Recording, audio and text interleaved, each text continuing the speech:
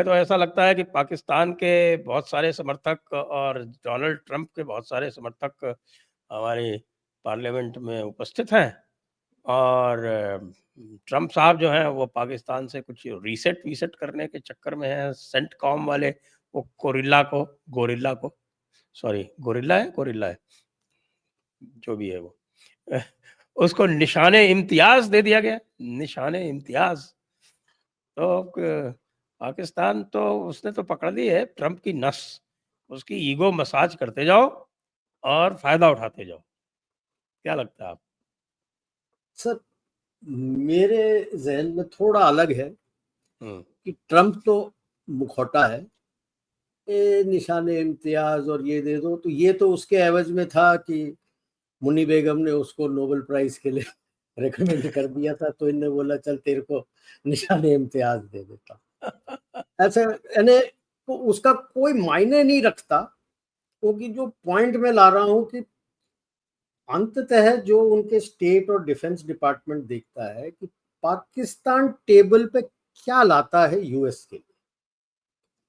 अगर यूएस के लिए कुछ फायदे के लिए लाता है, उसके जो वैश्विक व्यवस्था की दृष्टिकोण है, उसके दृष्टिकोण के साथ कुछ ला रहा है तो ठीक है, नहीं ला रहा है तो जितना चूस सकते चूस लो, फिर गुठली फेंक दो।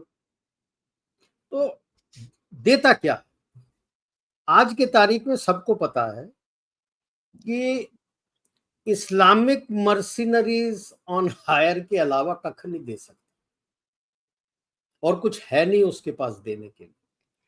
और अरे साहब किधर उसके किधर पास क्रिटिकल मिनरल्स हैं। नहीं, वो उसके बारे में भी बात करता हूं मैं। तो किधर किधर दे सकता है, कहां कहां उसके लिए, यूएस के लिए जहां प्रॉब्लम क्रिएट करना, जिसमें हम तो नंबर 1 पे चल रहे हैं, काफी सदियों से चल रहे हैं, अब भी चल रहे हैं।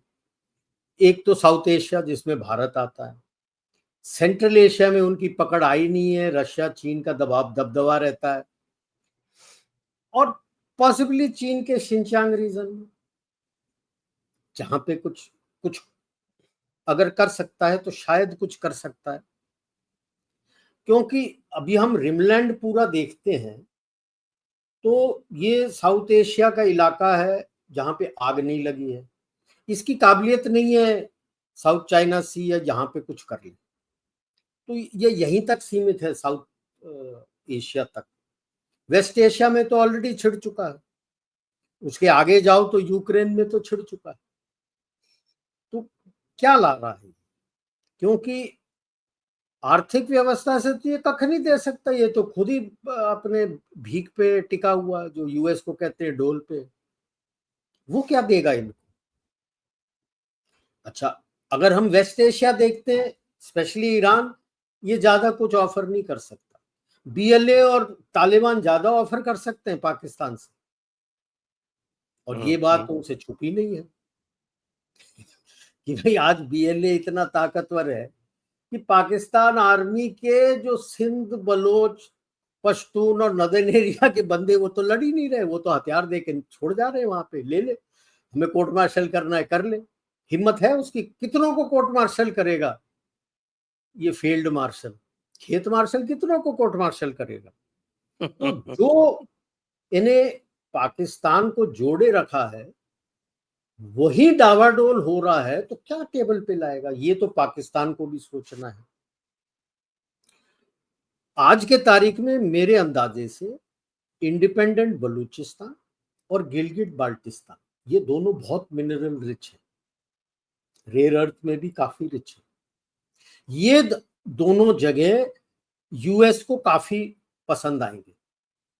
पाकिस्तान का कितना रोल है इसमें, जीबी में अभी थोड़ा बहुत है, बलूच में तो जीरो है, हिम्मत है ही नहीं उनको अंदर जाने की।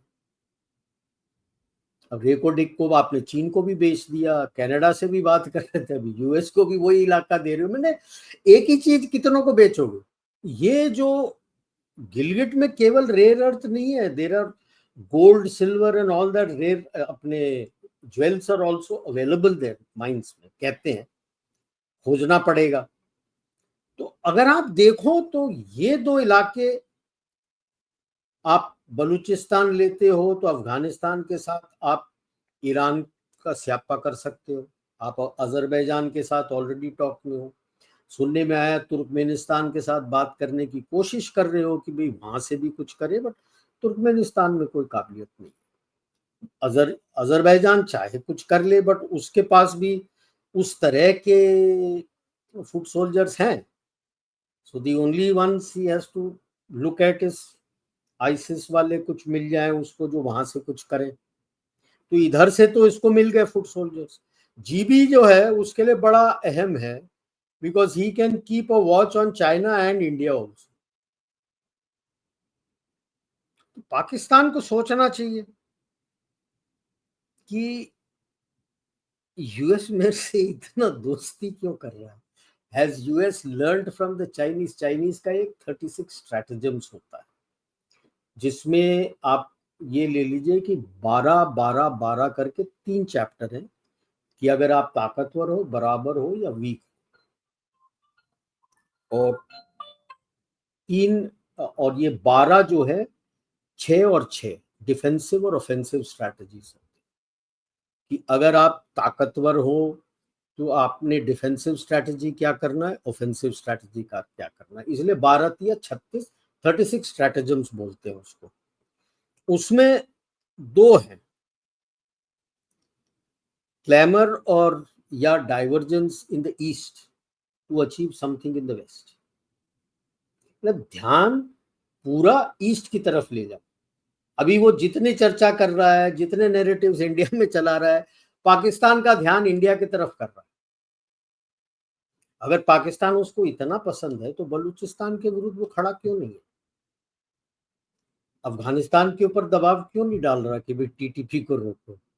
पाकिस्तान को सोचना चाहिए। ये लोग तो देख रहे हैं कि भाई कितना मैं चूस लूं, जितना यूएस से चूस सकता हूं अपने लिए पैसा। उसके बाद तो ये जो बड़े लोग हैं ये तो भाग जाते हैं पाकिस्तान से, उनको तो रहते नहीं है। एक और है, sacrifice the plum tree to gain the peach. ये दोनों तरफ के लिए अलग होता है।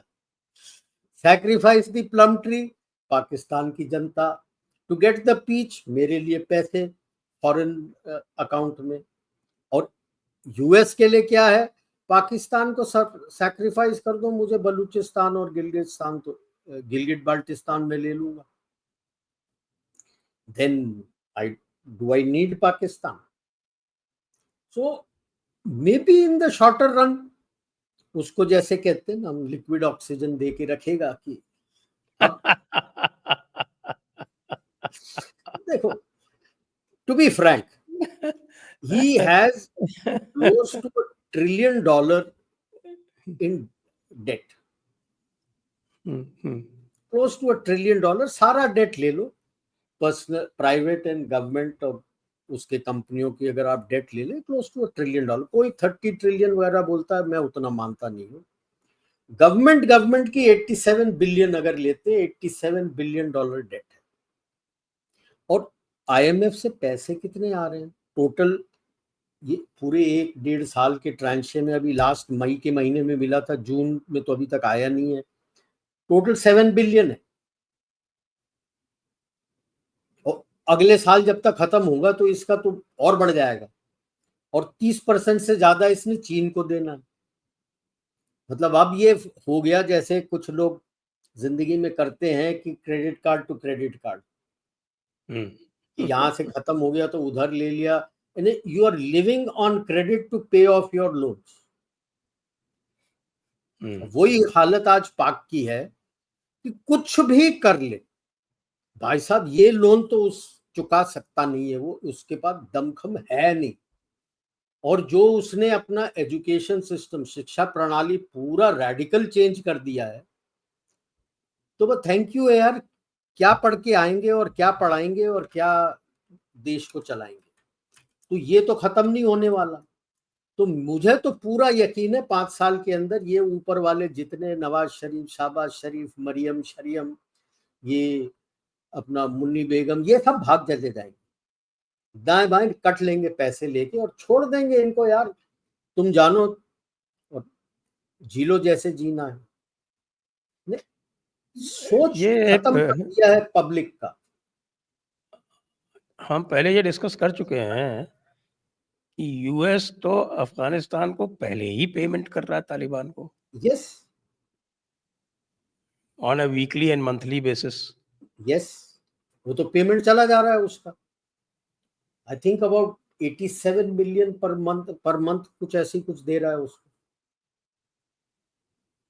तो how many millions 87 million, 87 per month? Sure नहीं है, ये रिपोर्ट्स आ रहे हैं। पर मंथ या पर वीक? पर वीक, पर हाँ, वीक, पर वीक।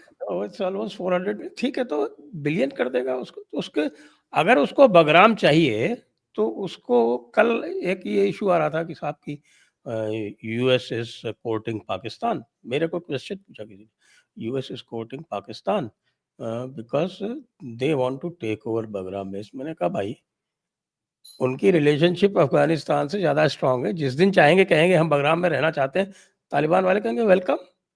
आप अभी हमको 400-500 मिलियन दे रहे हैं, बिलियन दे दीजिए, आइए शौक से रहिए। सर बगराम में तो ऑलरेडी उनके बूट्स हैं। ये बात चल रही है कि बगराम एयरफोर्स पे हमारा कंट्रोल हो, उस पे चल रही है। आज के तारीख में उनके सीआईए, स्पेशल फोर्सेस और जो प्राइवेट इनके सिक्योरिटी कंपनीज हैं, टोटल स्ट्रेंथ 14,000 है अफगानिस्तान के अंदर। अब वो कंचे खेलने तो नहीं आए हैं,